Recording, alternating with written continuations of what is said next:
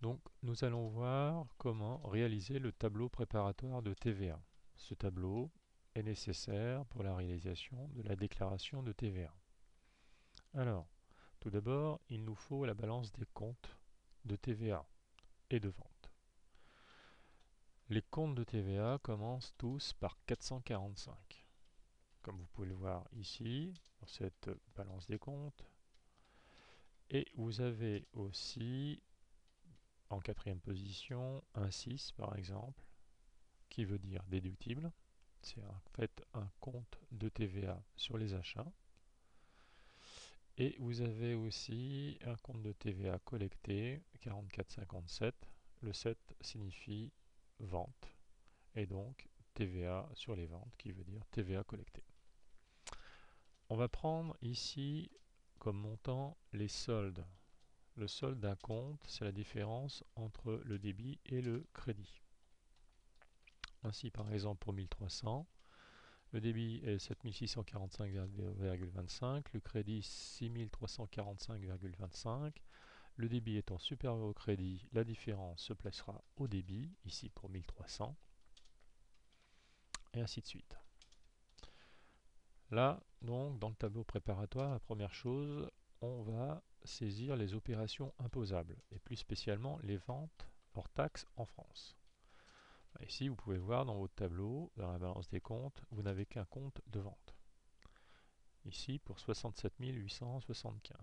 Donc, on saisit 67 875. Voilà, c'est tout ce qu'il reste à faire. Ensuite, on va s'occuper du total de la TVA brute due. Ici, TVA brute due, au taux normal à 20%. Il n'y en a qu'un, puisque ici, votre compte de vente se trouve être soumis au taux normal, donc à 20%. Donc là, on place 67 801,75 et à côté, dans la colonne montant de TVA, le montant de la TVA, c'est-à-dire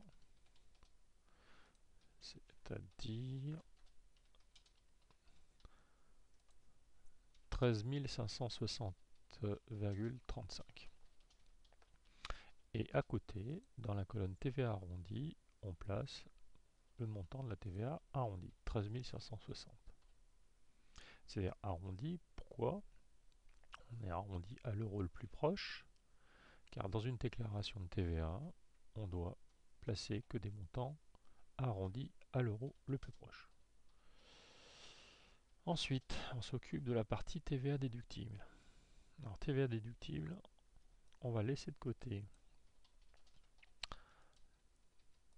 ces cellules-là et on va s'occuper tout simplement du montant de la TVA déductible sur immobilisation. Et donc, on va le chercher, c'est les 1300 que vous avez.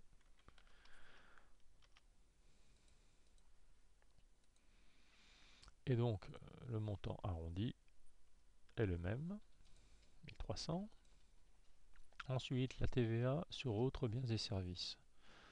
Alors, on peut voir dans la balance des comptes qu'on a deux comptes de TVA déductibles sur biens et services. Un au taux normal et l'autre au taux réduit.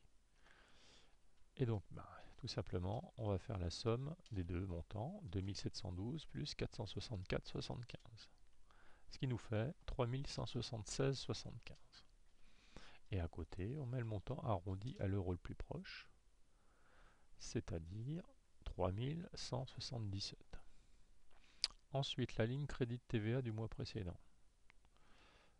Ici, crédit de TVA du mois précédent, on peut voir, c'est 254 comme solde. Donc on place les 254, la TVA arrondie, c'est le même montant, 254. Ensuite, on va s'occuper du total de la TVA déductible. Le total de la TVA déductible, la somme des trois montants, fait 4731. Alors là, il faut faire attention, on va comparer deux montants, le total de la TVA brute due et le total de la TVA déductible.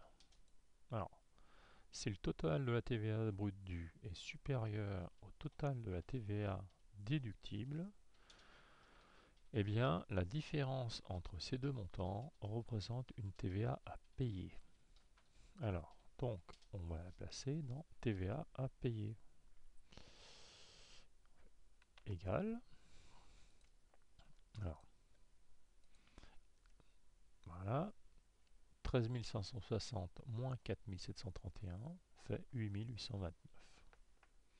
Si on avait eu, à l'inverse, une TVA brute due inférieure à la TVA déductible, par exemple, là, supposons que vous ayez 1350, eh bien, vous auriez comme différence, une différence à placer dans crédit de TVA. Eh bien, on ferait le calcul 4731 moins 1350 sur la ligne crédit de TVA. Le crédit de TVA, c'est l'inverse d'une TVA à payer à l'État. C'est une créance que vous devez recevoir de l'État. Plutôt que de l'encaisser de l'État, eh bien, ce crédit de TVA, vous aurez à la placer le mois suivant sur la ligne crédit de TVA.